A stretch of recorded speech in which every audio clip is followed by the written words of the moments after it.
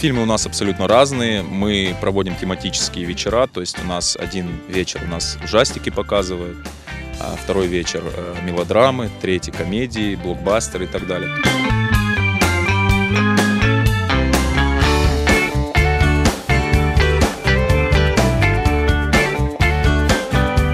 Мы смотрели сегодня «Хайтарму». Я здесь впервые, но очень необычно, но мне все понравилось.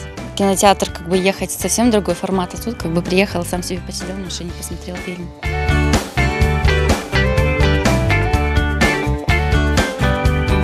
Искренне и от всей души приглашаю к нам в гости посетить наш замечательный автокинотеатр. Обещаю, что вы уедете отсюда только с позитивными, положительными эмоциями.